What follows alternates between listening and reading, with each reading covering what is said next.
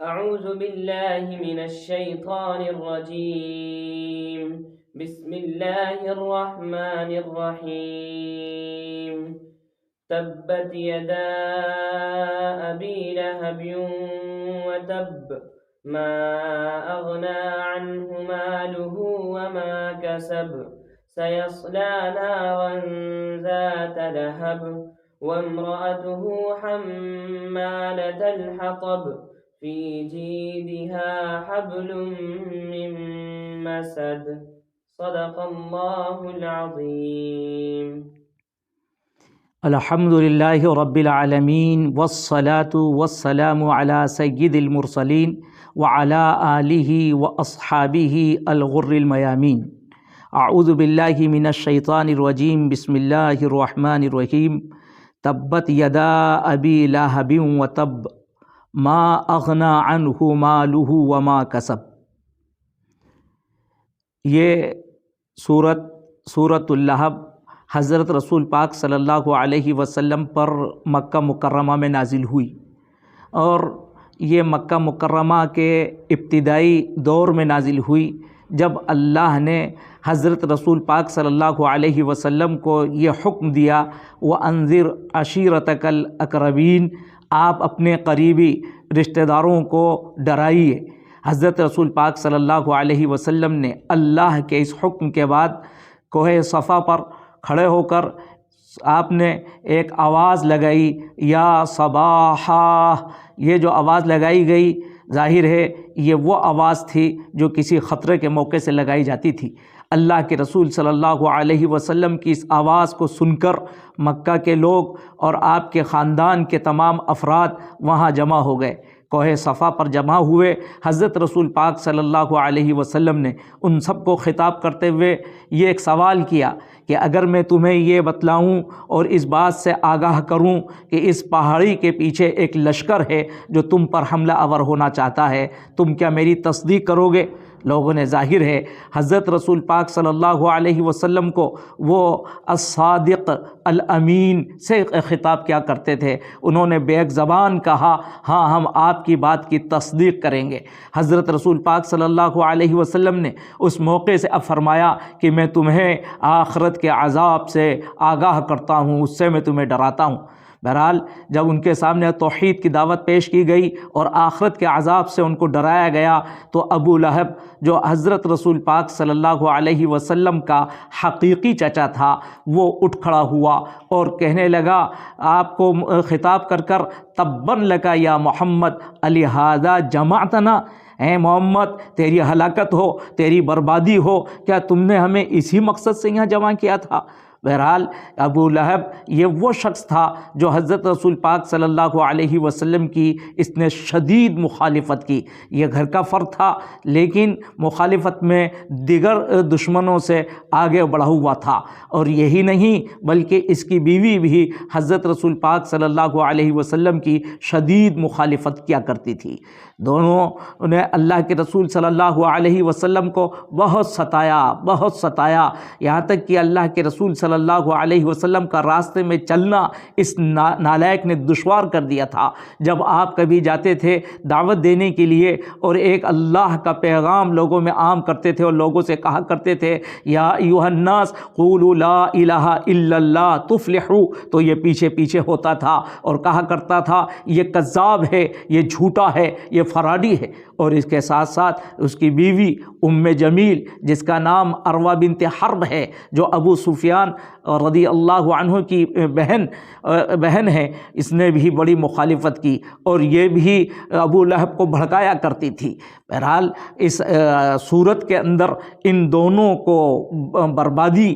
کی خبر سنائی گئی ہے اور ان پر اللہ کی طرف سے ایک عذاب آنا ہے، اس کی خبر سے ان کو آگاہ کر دیا گیا. بہرحال اس صورت کا نام سورۃ اللہب ہے. لہب کے معنی شعلے کے آتے ہیں. ظاہر ہے کہ اس میں شعلے کا تذکرہ ہے، جہنم کی دہکتی ہوئی آگ کا تذکرہ ہے، اس لیے اس کو سورۃ اللہب کہا گیا ہے. اس صورت میں 5 آیتیں ہیں. اب آپ صورت کو سنیے. تبت یدا ابی لہب اللہ کی طرف سے اس کو یہ خبر سنائی گئی، یہ اس پر ایک لعنت بھیجی گئی، اس پر ایک یہ بد دعا اس کو دی گئی، تبت یدا ابی لہب، ابو لہب کے دونوں ہاتھ وہ ہلاک ہوں، برباد ہوں۔ تبا یتبو تبن و تبابن کے معنی عربی میں کسی چیز کے ہلاک ہو جانے کے معنی میں، ہلاکا خسیرہ کے معنی میں آتا ہے، کسی چیز کا برباد ہو جانا اس کے معنی میں آتا ہے۔ اور یہ بات واضح رہے کہ یہ تبا فعل کے اندر ایسا مفہوم ہے، اس میں جو ہلاکت و بربادی ہو وہ وقتی اور عارضی نہیں، بلکہ اس کے اندر دوام کا مفہوم بھی ہے کہ جو ہلاکت و بربادی ہو وہ مستقل ہو، دائمی ہو۔ بہرحال اس کے اوپر اس نے حضرت رسول پاک صلی اللہ علیہ وسلم کی اس مخلصانہ دعوت کو ٹھکراتے ہوئے تبن لکا سائر الیوم کا لفظ استعمال کیا تھا، اسی کے جواب میں گویا کہ اب اس کو بھی اسی لب و لہجے میں اس کو وعید سنائی گئی اور اس پر یہ لعنت بھیجی گئی۔ تبت یدا ابی لہب، ابو لہب کے دونوں ہاتھ ٹوٹ جائیں، برباد ہو جائیں۔ ظاہر ہے کہ یہ دونوں ہاتھ ٹوٹنے کا مطلب یعنی اس کی چودراہٹ ختم ہو جائے، اس کی شرارتیں وہ سب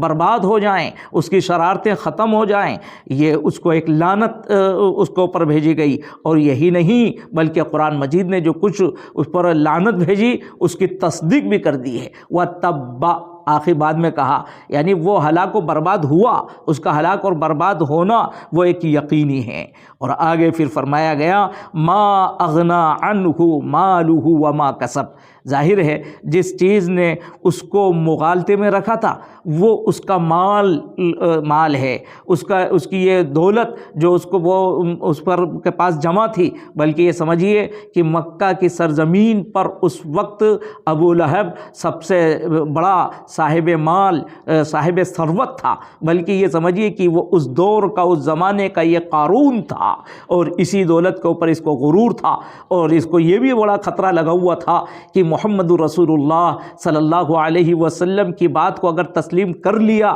تو میری یہ دولت بھی میرے پاس سے چلی جائے گی۔ اس کی مخالفت یہ ایک وجہ سے نہیں بلکہ دو وجہ سے تھی، ایک تو ان کی اپنے آباء و اجداد کی تقلید پر زر پڑتی تھی، اور دوسری وجہ اس کی اپنی ذاتی تھی، ذاتی غرض، ذاتی مفاد، کہ وہ مکہ مکرمہ کی دولت جس پر وہ قابض تھا، اور حاجیوں سے جو کچھ دولت اس کے پاس جمع ہوتی تھی وہ دولت اس کے پاس سے چلی جائے گی، وہ تہی دست ہو جائے گا، اس کو یہ خطرہ لاحق ہوا۔ اس لیے اس کی عداوت دوسرے لوگوں کی، ابو جہل کی عداوت اور دوسرے دشمنوں کی عداوت سے زیادہ بڑھی ہوئی تھی، اسی لیے قرآن مجید نے اس پر بڑی کھل کر لعنت بھیجی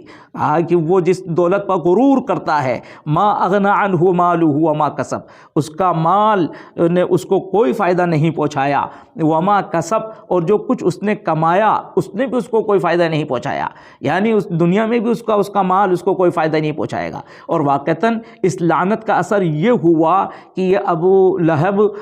غزوہ بدر کے 7 دن بعد اس کے اوپر ایک طاعون کا اثر ہوا، اس کے جسم کے اندر ایک پھوڑا ہوا، اور وہ پھوڑا اتنا خطرناک ہوتا گیا کہ اب وہ اس کی موت اور ہلاکت کا سبب بن گیا۔ چند دنوں کے بعد وہ مر گیا، جب مر گیا تو اب اس کے مرنے کے بعد اس کے مال اس کے کچھ کام نہیں آیا، اس کی اولاد اس کے کچھ کام نہیں، کوئی اس سے قریب ہونے کو تیار نہیں تھا کہ اس سے قریب ہو، اس کی تدفین کر دے اور اس کو آخری رسومات اس کی ادا کر دی جائیں، اس کی اولاد بھی اس کے لیے تیار نہیں۔ 3 دن تک اس کی لاش اسی طرح پڑی رہی، جب وہ بدبو آنے لگی تو پھر مزدوروں کے ذریعے سے اس کو وہاں سے ہٹایا گیا، اور مزدوروں نے بھی ہاتھ لگا کر نہیں، لکڑیوں سے ایک گڑھا کھود کر اس میں اس کو دھکیل دیا اور اس کو ڈال دیا، اس کو پتھر پٹک دیے گئے۔ تو اس طرح سے ذلت کی موت یہ دنیا کے اندر مرا۔ اللہ کی طرف سے جو وعید اس کو سنائی گئی، اس پر جو لعنت بھیجی گئی، وہ حرف بحرف صادق آئی۔ اور یہیں قرآن مجید نے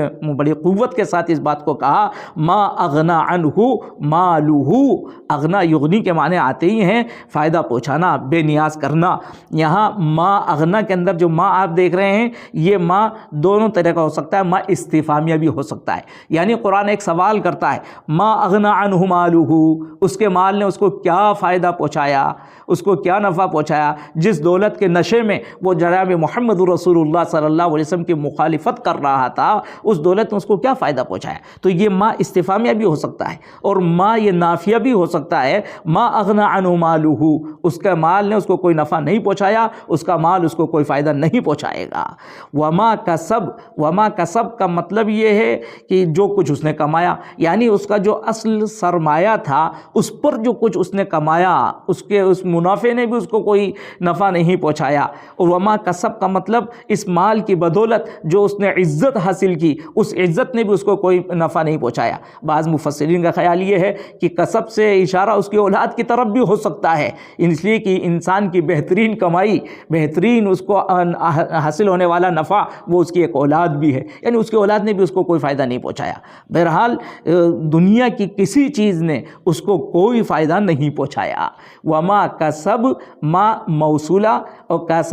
کسبہ ہو کی ایک ضمیر جو اپنے ما موصولہ کی طرف عائد ہے وہ یہاں پر محذوف ہے۔ تو دنیا کے اندر تو اس کی اس طرح سے تباہی، اس کی بربادی ہوئی، اور یہ مال اس کو آخرت میں بھی کوئی نفع نہیں پہنچائے گا، اور بلکہ اس کا آخرت میں کیا انجام بد ہوگا قرآن مجید نے اس کو ذکر کیا، سیصلی نارا ذات لہب، وہ ضرور دہتی ہوئی آگ میں، شعلہ زن آگ میں داخل ہوگا۔ سیصلی نارا ذات لہب، سین، آپ سیصلہ پر جو سین دیکھ رہے ہیں یہ سین اور یہ تصویف کے لیے نہیں ہے، بلکہ یہ تاکید کے معنی میں ہے کہ وہ ضرور دہتی ہوئی آگ کے اندر جائے گا۔ ذات لہب، ابو لہب جیسے اس کی کنیت ہے، اسی کنیت کے ساتھ یہاں بھی اسی مطابقت سے ذات لہب لایا گیا ہے کہ وہ خود ابو لہب کی کنیت کے سلسلے میں یہ بات کہی گئی کہ اس کا اصل نام تو عبد العزیٰ بن عبد المطلب تھا، اور اس کو چہرہ بہت سرخ رو تھا، وہ چمکتا اور دمکتا ہوا تھا، اس لیے اس کو ابو لہب کی کنیت، ابو لہب کے نام سے اس کو جانا گیا، اور اب اسی کو کہا وہ جس کا چہرہ آگ کے انگارے کی طرح چمکتا اور دمکتا تھا وہ ایسے ہی شعلہ زن آگ کے اندر داخل ہوگا۔ سیصلی نارا ذات لہب وامرأتہ کا عطف سیصلی کے اندر جو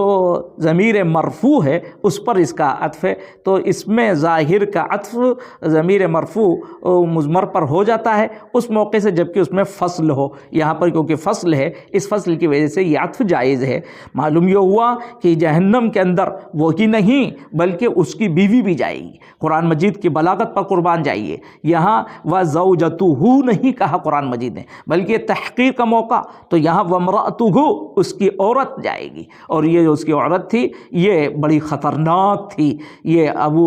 لہب کو بھڑکایا کرتی تھی، چغلی کیا کرتی تھی، دن میں جو کچھ وہ منظر دیکھا کرتی تھی، حضرت رسول پاک صلی اللہ علیہ وسلم کے پاس لوگوں کی آمد اور حضرت رسول پاک صلی اللہ علیہ وسلم کی اعلاء کلمت اللہ کے لیے کوشش، جانفشانی، ان سب کی چغلی کیا کرتی تھی، تو اس طور پر بھی اس کو یہ سزا ہے۔ اور یہ خود بھی اپنی طور سے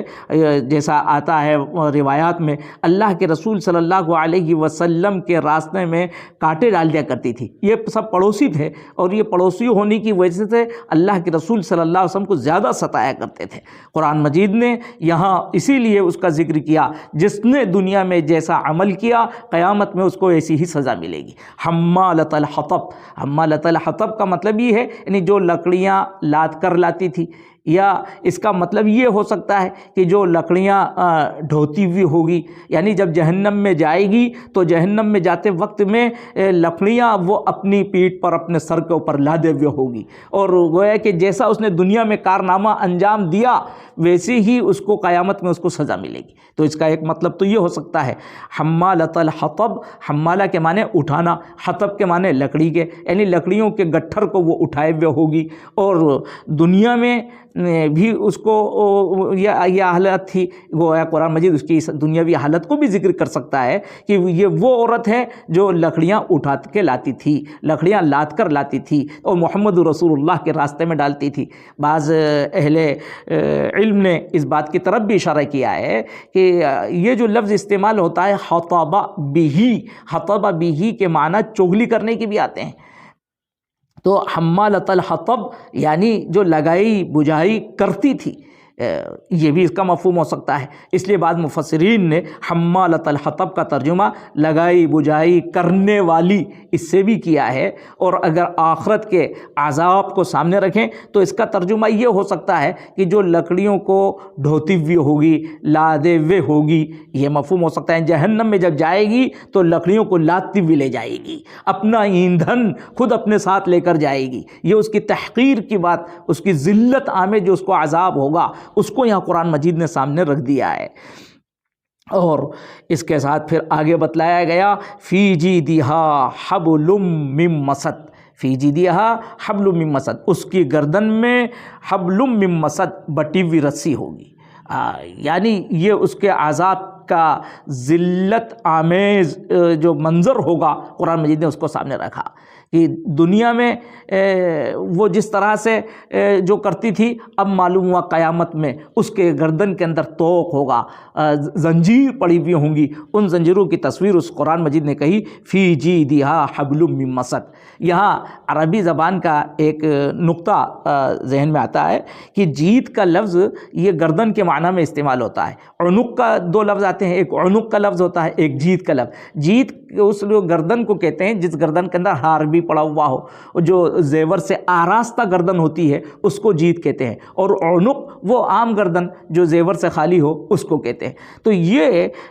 روایات میں جیسا آتا ہے کہ اس کے گردن میں اس کے ایک ہار بھی تھا، گلے میں ایک ہار تھا، اور یہ نالائق یوں کہا کرتی تھی اس ہار کو میں محمد کے تحریک اور محمد کے خاتمے کے لیے اس کو خرچ کروں گی۔ تو بہرحال وہ اس طرح کا ہار بھی پہنے ہوئے رہتی تھی، اور اس کو وہ اسلام کی مخالفت میں خرچ کرنے کا عزم کیے ہوئے تھی۔ اللہ رب العزت اس کے نتیجے میں اس کو قیامت میں توق پہنائیں گے، جہنم میں اس کے زنجیریں ڈال دی جائیں گی۔ اسی کو قرآن مجید میں یہ کہا گیا ہے فی جیدہا، اس کی گردن میں ہوگی حبل، حبل کے معنی رسی، اور مسد کہتے ہیں یعنی کھجور کی جو رسی ہوتی ہے اس کو کہتے ہیں، بٹی ہوئی رسی کو کہتے ہیں، یعنی یہ رسی جو ہوگی بٹی ہوئی رسی اس کے گردن میں ہوگی۔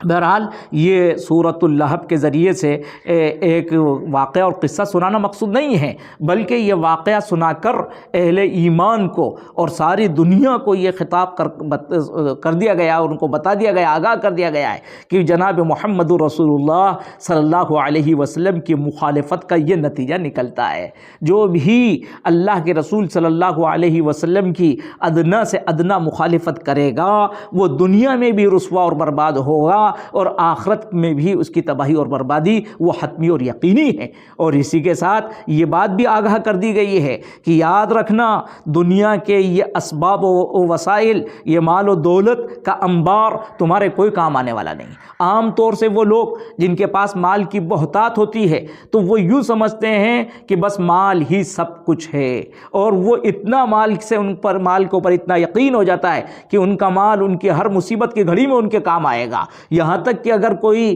آسمانی کوئی عذاب اور آسمانی کوئی مصیبت بھی اترتی ہے تو اس میں بھی ان کا مال ان کو بچا لے گا۔ مال کے اوپر اتنا ایمان، مال سے اتنی محبت، مال پر ایسا یقین ان کا جم جاتا ہے۔ قرآن مجید نے اس طرح سے مال سے محبت کرنے والوں کی ذہنیت پر بھی ایک کاری ضرب لگائی ہے کہ دیکھو مال کچھ کام نہیں آتا، اگر مال کسی کے کام آتا ہوتا تو ابو لہب جو اپنے زمانے کا ایک قارون تھا وہ اس کے مال کام آتا، لیکن اس کے بھی مال کام نہیں آیا۔ اور اسی طرح سے اس صورت کے اندر بہت سے حقائق کی طرف بھی اشارے کر دیے گئے کہ عورتیں عام طور سے اگر شوہر بگڑا ہوا ہے اور اگر عورت بھی بگڑی ہوئی ہے تو پھر گھر کے اندر بگاڑ و فساد زیادہ ہو جاتا ہے۔ یہاں دونوں طرف سے شوہر بھی بگڑا ہوا تھا اور اس پر عورت اور بگاڑ کی چادر چڑھا دیا کرتی تھی، اس کی وجہ سے یہ شر اور بھی سنگین ہوتا چلا گیا۔ اگر عورتیں عورتیں وہ ٹھیک ہوں تو کم سے کم وہ شر کے اوپر کچھ لگام لگا سکتی ہیں، لیکن عورتیں بھی اگر خراب ہو جائیں تو پھر بگاڑ وہ بڑی تیزی کے ساتھ آتا ہے۔ یہاں ان کے ساتھ یہی ہوا کہ جب پورا خانوادہ بگڑا ہوا تھا تو پھر اللہ کے عذاب نے ان کو دنیا میں بھی گھیرا اور آخرت میں بھی وہ دائمی عذاب کے اندر جھونک دیے جائیں گے۔ اللہ رب العزت مال کے فتنے سے اور دین کی مخالفت سے ہم سب کی حفاظت فرمائے، آمین یا رب العالمین۔